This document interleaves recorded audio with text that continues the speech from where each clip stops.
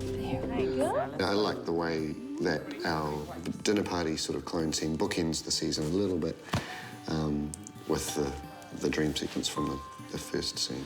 We're flipping characters, and it's nice to have some other doubles in, and everyone, the whole crew really gets a kick out of those scenes. As opposed to last year with the big dance scene, which was a big epic and impressive scene that really got people talking. I mean, these scenes in this season are just much more about the group of sisters. I mean, this is what the sisters are fighting for. They're fighting for this family unit to keep it together. And at the beginning of the season, it's just a dream of Helena's, but it's what they all want.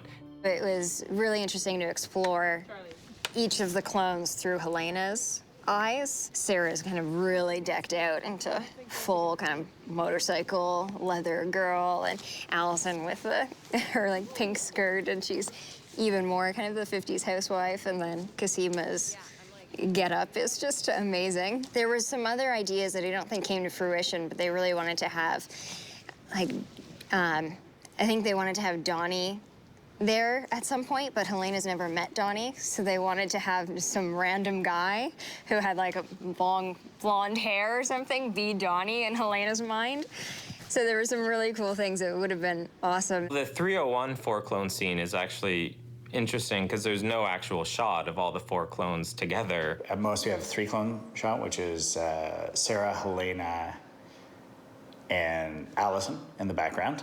Casima is always a double, unless it's a shot of her, and then it's specifically Tat in her Ukrainian outfit. In putting it together, it's kind of almost more like a 2-clone scene because they filmed Sarah and Helena together, so there's lots of shots of the two of them together. We were pretty stationary, and Allison's the only one that really moves, but she's separated from them all. So there is one shot in there with those three, and I think it's probably the first time where in the show we have a wide shot from the scene with the four of them, and we're keeping in the doubles, Tatiana's doubles in the show.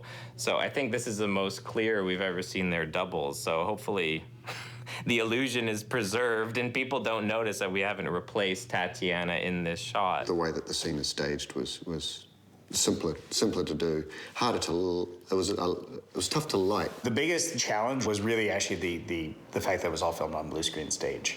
And so we had to create a convincing neighborhood that everybody knows and has seen from season 1 that feels like a believable Markham neighborhood, but wasn't. In the same way that John and Graham sort of, at the beginning of the second season, okay, at some point we'll have a dance party. I think John and Graham came up with, all right, this time it's going to be a dinner party. This is going to be, you know, people around a table and a celebration, and then it's a way of working that scene into the story. We have Tatiana and the whole cast around the dinner table having dinner together, at which point I just went, okay, fine, do it. Let's do it. Let's figure out how to do this. It's less in your face, look at what we can do, and more understated, but nevertheless, there's a lot going on. Because not only do we have the 4 clones, we have 5 other people who are moving around and passing things and talking and getting up and sitting down, and I know that sounds like super pedestrian, but it's so complicated with the techno dolly. Well, there's just so many more opportunities to get things wrong, whether that be the eye line slightly off, 2 people occupying the same space because, you know, Tat's often acting to a tennis ball or whatever, and so around a table with people passing drinks and laughing and clapping, it's you know, as soon as I touch someone else and pass through them, then the illusion is broken. And then on top of that, we had to continuously swap out from the pre-meal scene to the during meal scene and continuously make sure that each plate was aligned as to where it was. And on the day, we had four props and 6 set deck people just constantly milling around, making sure everything was the same. We start with a rehearsal, which is everybody in there, just to sort of help with the pacing and the timing. We rehearsed it for like 2 days, I think, two separate times for a couple hours. By the end of it, it's usually all the other actors just miming through their scenes, listening to the dialogue that they recorded on what we call our master take or our hero take.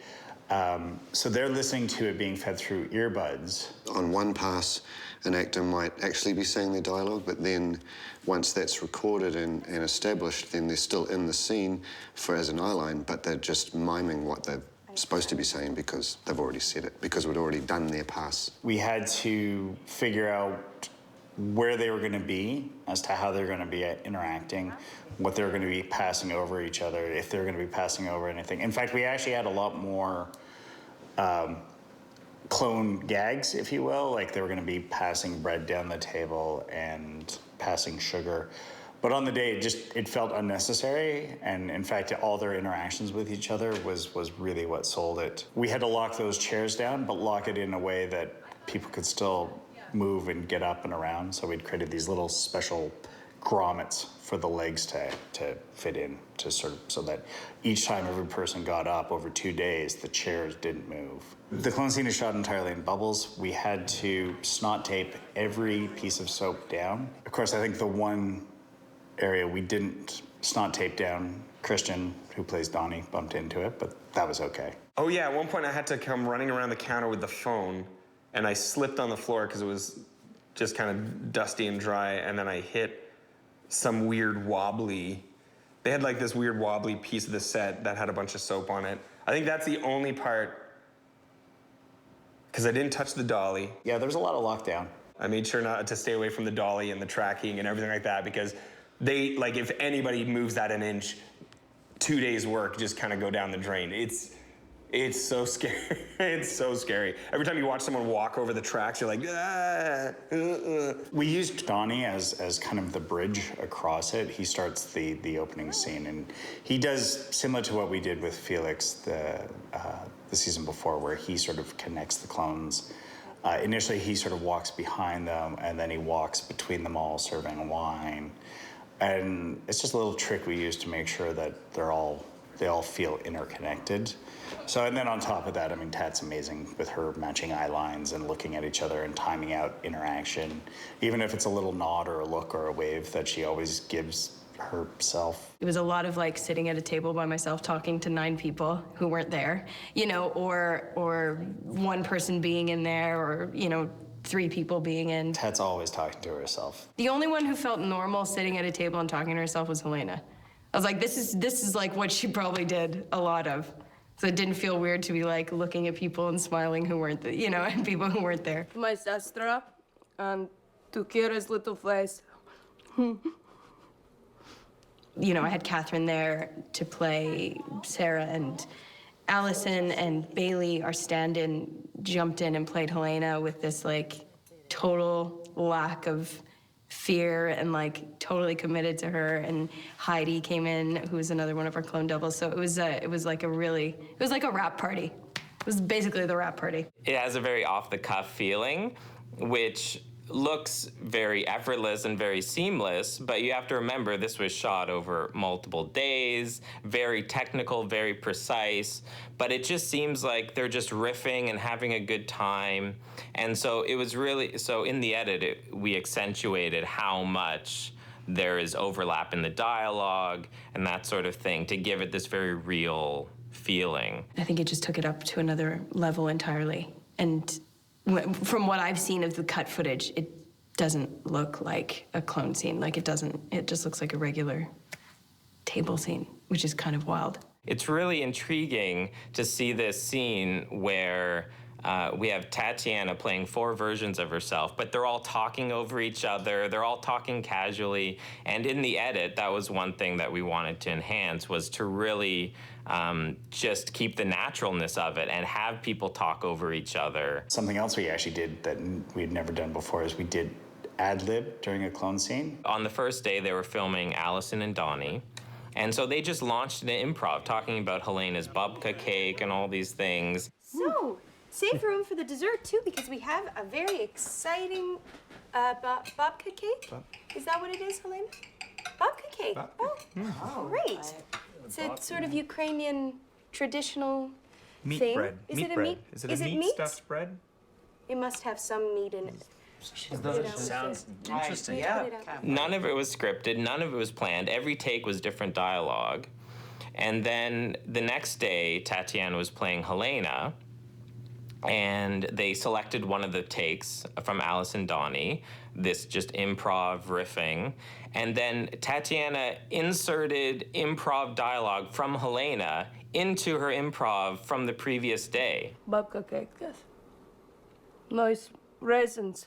To watch it, it just had this amazing reality, you know, because it's clearly improv, it's clearly off the cuff, and yet Tatiana's improving with herself. We never want it to be obvious, you know, so sometimes we stop ourselves before we start showing off too much, I suppose, do you know what I mean? So it's always got to be based on reality and what it might be like if there were 4 genetically identical people in the same room. So it's, we don't want to draw attention to it, while at the same time we're trying to celebrate what we've gotten good at in terms of replicating Tat.